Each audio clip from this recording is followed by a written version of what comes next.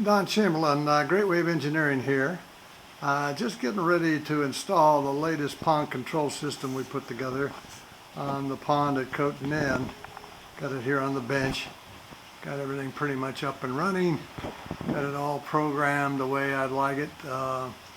So it's time to put it in the filter house. We got the Falk automatic feeder mounted here on the front of the filter house. We put a little roof over that to help keep it dry on the occasional rainy day. But other than that, it's pretty much ready to go. So here's the setup that's currently controlling the pond. A lot of hardware there. So all of that's going to be replaced here in a little bit with that little black box you saw a moment earlier. So that should make a much cleaner installation and give me a lot more capability. My goodness, what a pile of junk I got. But it served me faithfully for more than 10 years, so hopefully I'll get 15 or 20 out of the new system. It'll probably hold me. And now we got lots and lots of room. Nothing but white wall.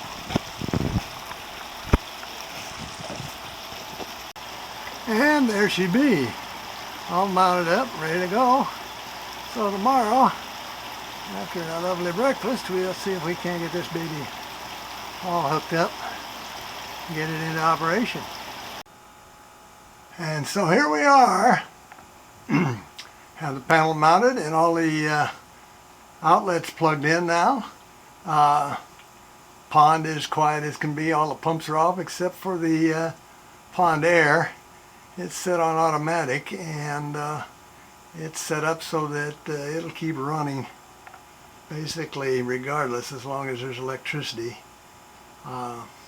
regardless of what might happen in the controller.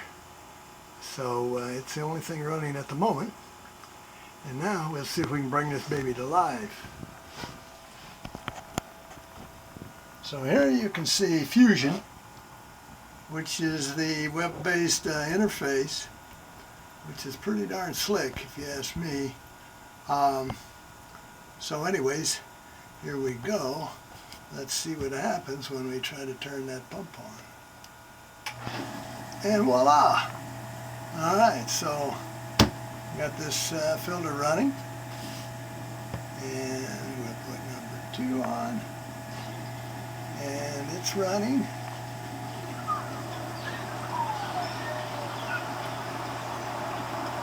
Coming up to speed, and we'll go ahead and turn the skimmer on.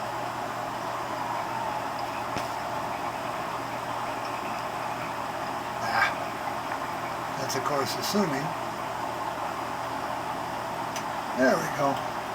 That the touchscreen cooperates. So I didn't mess with the air pumps because they're all set to go automatically.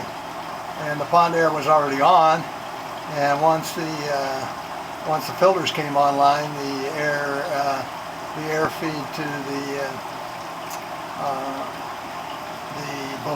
both of the filters turned on by themselves. And now that the skimmer's on, the UV is on, and since it's in the skimmer circuit, and the only thing that's left now is the feeder. So let's turn that baby up to automatic, and we'll see now. Of course, it's not going to help a whole lot because I'm only feeding the feeder at the moment. But we'll take care of that very shortly.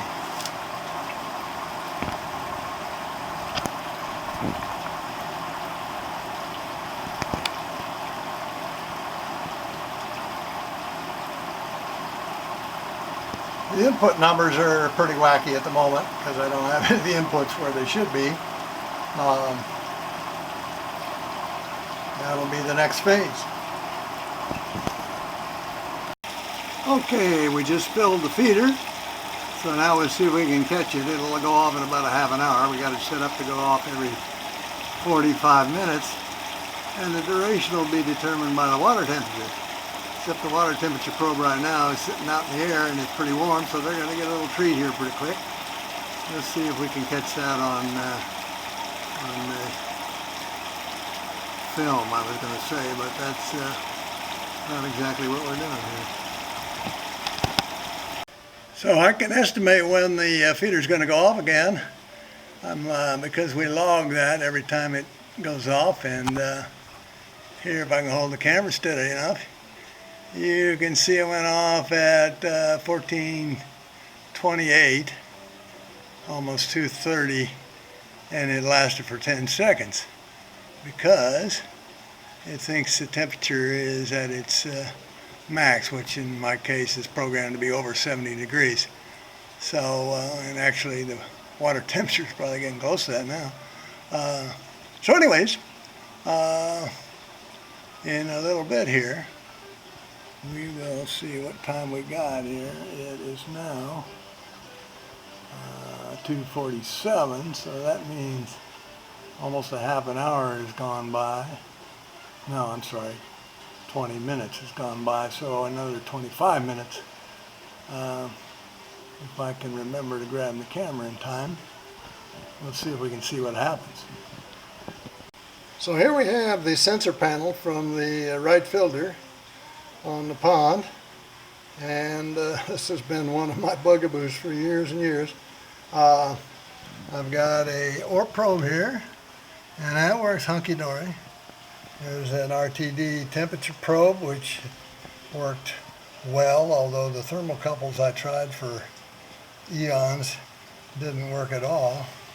And then there's a pH probe that I couldn't get to work, which mystified the heck out of me because the pH transmitter and the ORP transmitter are identical except for the programming, and for whatever reason I could never get the things to work, even though I purchased multiple probes and multiple transmitters and input cards and God knows what all else. Very frustrating situation.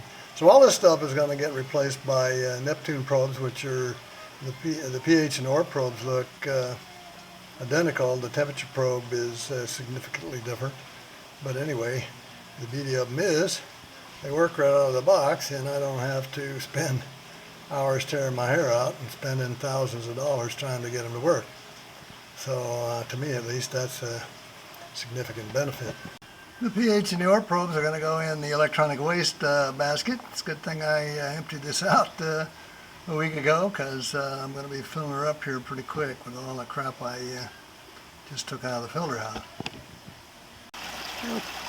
Okay, if my calculations were correct, this baby's going to go off in about a minute. It'll be interesting to see what it looks like if it goes off. I'm sure hoping it will. That ought to startle the fish a little bit, as their usual feeding places at the other end of the pond, so I'm sure it won't take them long to figure out what that noise means, and they'll come running. I dropped the temperature sensor into the water. There she goes. Although not a lot happening yet. It's going to take a little while for the food to drop down in there. It didn't go off nearly as long as it did earlier with the air temperature, but it went off. I don't think they're the wiser yet, but I'm sure their sense buds will tell them there's something going on there. Looks like Hero may have found it. So away we go.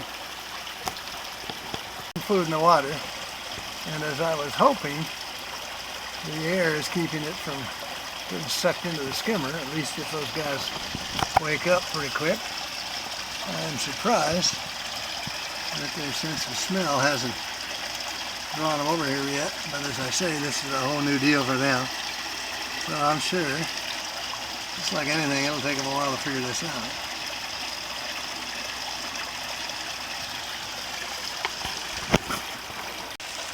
Interesting, they're chowing down over there in their normal feeding location. I wonder if the current took some of it over that way. They were sure going after it. That might be what's preventing them from figuring out most of it's over here. Let's see. Ah, there, they cleaned up what was over there, looks like. Hero! Oh, Hero! He's not paying any attention yet. So the pH and ORP sensors are identical to what I removed, so we don't have to do anything with these fixtures on the end. They'll be just fine. But the air temperature sensor is a little larger diameter, just a smidgen, but that's enough that we have to put a new fitting there, a new tank fitting, and a strain relief fitting there to hold it in position. So that'll be the next operation here. Okay, we got the new pH and ORP probes installed. Unfortunately, I seem to have neglected to buy the proper fitting for the temperature probe, so we'll just stick it in there temporarily for now, keep it in place with the tie wrap. And we got a hole drilled there for the dissolved oxygen probe. So we'll go and put this baby in place, plug these babies in, see if we can see some results here. Okay, we got all the probes plugged in. Looks to me like I may have the air and the water probe swapped there. That doesn't look quite right. Still got to calibrate the ORP, but that reading is a reasonable reading, so that's looking good. Got a lot of work to do to dress up the cable. It's still kind of a mess in there, and vacuum out that filter house, which is pretty dirty after all the sawdust I created, but we can let that go for another day, and then we'll get those probes swapped. In the meantime, guess those fish are going to be eating high on the hog. So it's about 7 p.m. I just came out to check and see if the pond air had shut off, and sure enough, it is off. It was programmed to go off approximately 45 minutes before sunset, and that's based on a season table that gives the approximate time of sunset, and it changes daily based on the actual sunset time that we enter at the beginning of each month. So anyway, I was real pleased to see that work, so it should come back on about an hour after the sun rises. Shut that off at night to allow the skimmer to clear the pond off the pond air. While the air and the currents are great for the koi, it tends to pack all the crap that falls in the pond up against the edges, and so I shut it off at night when the need for oxygen isn't so great, and that allows the skimmer to get everything nice and clean for the morning, and away we'll go. So we've been busy boys the last couple of days here at Coat and End, and got the pond control system completely installed. Everything's dressed up nice and neat. All the sensors are working. We do need to calibrate the dissolved oxygen and pH yet, but everything seems to be working pretty well. And we've got a roof installed over our feeder. Keep the weather out, keep the food nice and dry, and that feeder's working like a champ. It throws food all the way to the other end of the pond. So this little rascal's busy trying to figure out where it's going to be. So all in all, I'm very pleased with the system.